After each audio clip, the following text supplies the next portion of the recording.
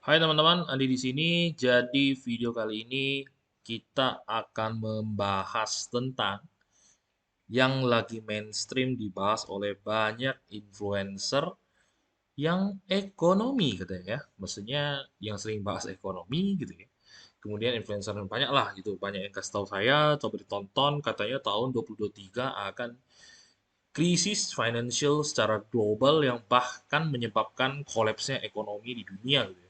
Jadi banyaknya rentetan kejadian yang memang sudah saya tonton beberapa gitu ya dari YouTuber-YouTuber dan influencer di bidang yang sama dengan mirip-mirip seperti saya gitu ya. Tapi kalau saya full crypto, gitu, full Bitcoin,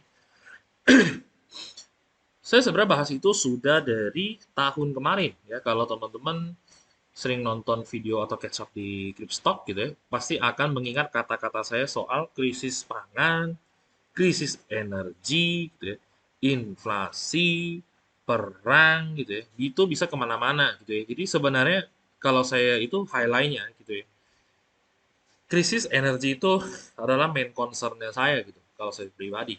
Ya, nah, jadi setelah kita sering bahas begituan, kemudian juga youtuber lain juga sudah sering ngomong soal itu, kemudian influencer di TikTok juga banyak yang ngomongin soal 2023 hati-hati ya kan, semua kan kolaps gitu. Nah, aku sampai pengen kasih tahu teman-teman gitu ya.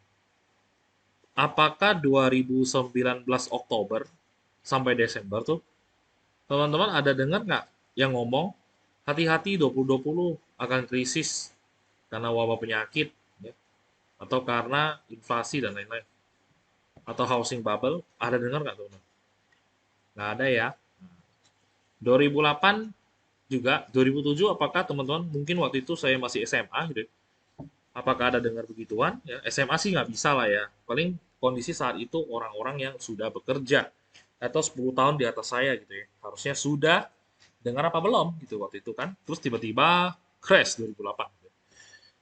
Jadi intinya adalah setelah saya cari tahu gitu ya, sebenarnya saya agak bosan dengan bahas topik kali ini ya. Cuman ya biar teman-teman, saya pengen ngajak teman-teman tuh persiapan gitu. Jadi prepare gitu ya. Kita nggak usah lah buka data di sini ya. Teman-teman bisa googling sendiri. Sekarang search engine tuh sudah canggih banget. Silakan do your own research gitu ya. Saya cuma highlight topik-topik yang lagi hot banget sekarang.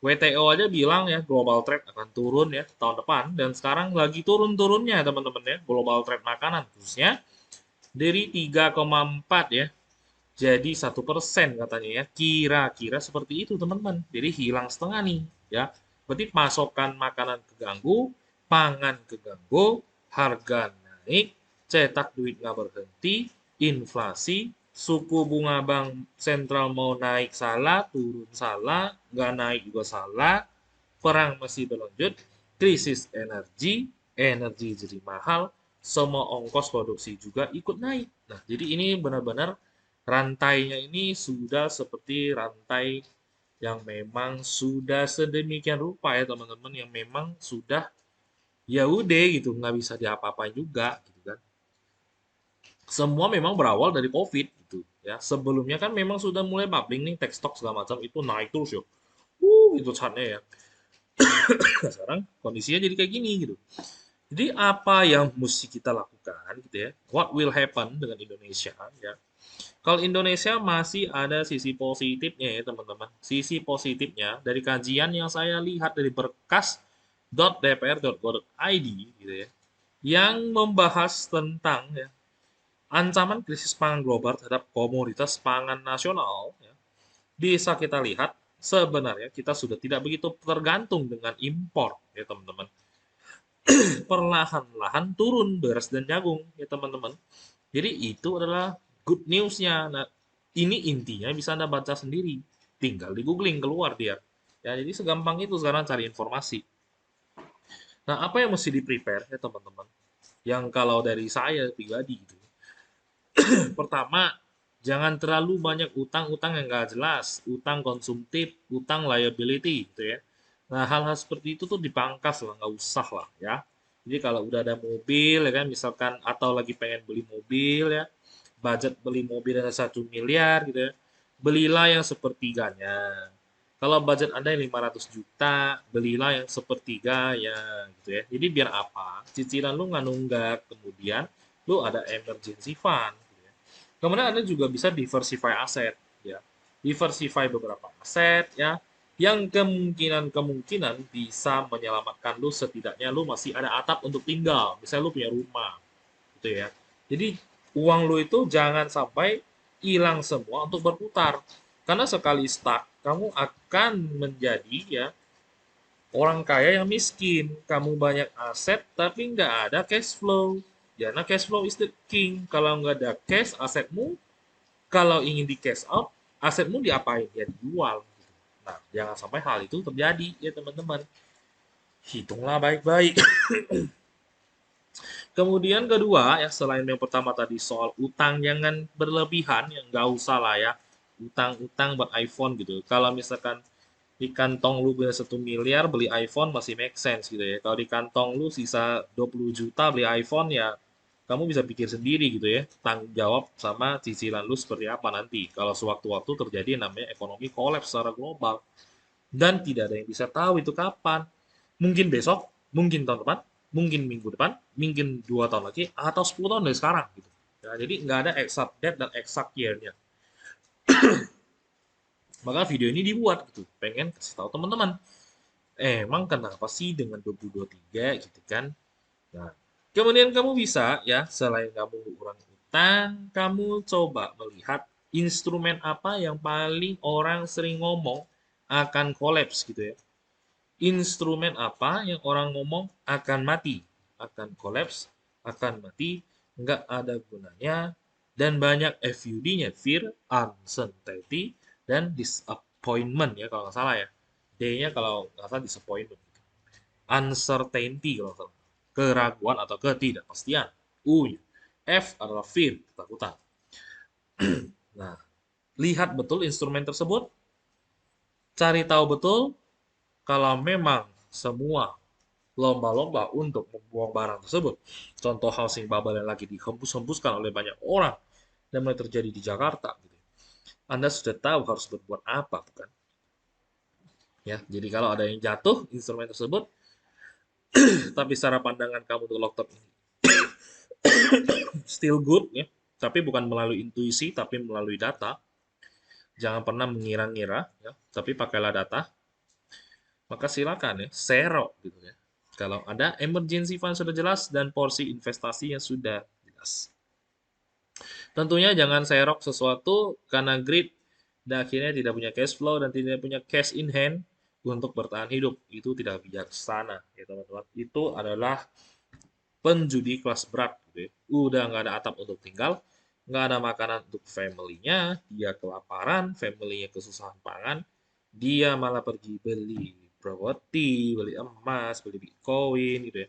Itu bukan investasi ya teman-teman. Jadi pastikan ya untuk hal mengenai inflasi 2023 gitu ya. Kalau saya itu lebih melihat dari sisi how well we prepare gitu ya. Jadi bagaimana cara kita untuk mempersiapkan diri sebaik-baiknya. Ingat, mempersiapkan diri itu tidak membuat Anda menjadi sempurna, tetapi setidaknya Anda menjadi lebih baik daripada orang-orang yang tidak siap, yang masih berhutang sana sini untuk berbisnis gitu ya, atau untuk ya hal-hal yang konsumtif seperti iPhone, seperti mobil ya, seperti jalan-jalan yang fancy gitu ya. Jalan-jalan fancy itu ya sebenarnya lu ke Paris bisa naik ya ekonomi atau ekonomi plus atau naik bisnis kelas tapi kamu pilihnya first class gitu kan. Nah, utang pun masih mau naik first class misalnya. Nah, ini yang berbahaya gitu. Nah, itu yang mesti kita hindari. Ya, jadi 2023 itu ini di Clipstock ini nggak ada edit-editan yang fancy atau yang keren-keren gitu, pop up gitu nggak ada. Kalau saya tuh lebih suka on cam langsung cerita langsung upload aja gitu. Karena saya merasa waktu itu sangat berharga gitu ya. Jadi saya nggak terlalu gimana soal edit gitu ya. Nah, kalau misalkan secara pribadi, kalau tanya saya gitu, apa yang akan kamu lakukan? Ya, tentu saya akan siapkan cash, ya, cash liquid, cash dalam bentuk rupiah tentunya. Kemudian aku pasti akan masuk Some aset class yang paling dibenci dan digadai-gadai akan unlock dan menuju nol tralala gitu ya. Nah, itu yang akan saya incar gitu. Karena saya tidak berada di dalam dunia emas dan properti maupun tanah. Saya juga tidak ada channel untuk mengepul pangan tertentu gitu ya. Menjadi pengepul pangan gitu. Nanti ketika krisis kita bisa jual mahal gitu. Saya nggak ada gitu ya. Padahal saya nggak mau. Karena cari uang seperti itu sangat menakutkan sekali teman-teman. Di saat orang susah, kamu menjual kesusahannya gitu ya. Mengambil kesusahannya menjadi sebuah keuntungan. Sebaiknya jangan. Ya.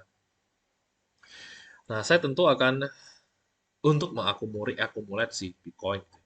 Tapi tentu timeline kita beda ya teman-teman. Jadi kalian yang nonton, ya. Kalau kalian adalah tim yang beli di sini, ya, tim yang beli di sini, gitu ya. Kemudian coba bentar, ya. Ini nggak bisa keluar gitu ya. Kita ganti dengan panah. Kamu tim yang beli di sini, nggak bisa keluar. Gitu ya.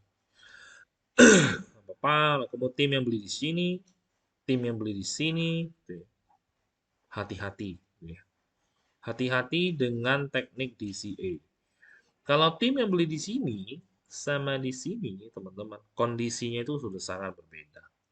Mau di sini saya beli 1 miliar, sekarang juga masih 5 miliar. Saya beli 100 juta di sini juga di sini masih 500 juta, gitu ya. Berarti masih kali 5.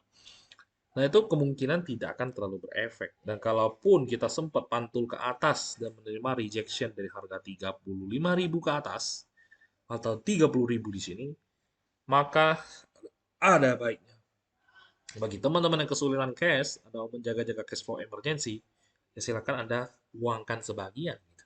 Ya, jadi ini bukan ajakan jual beli, tapi setidaknya saya kasih tahu kamu hati-hati gitu.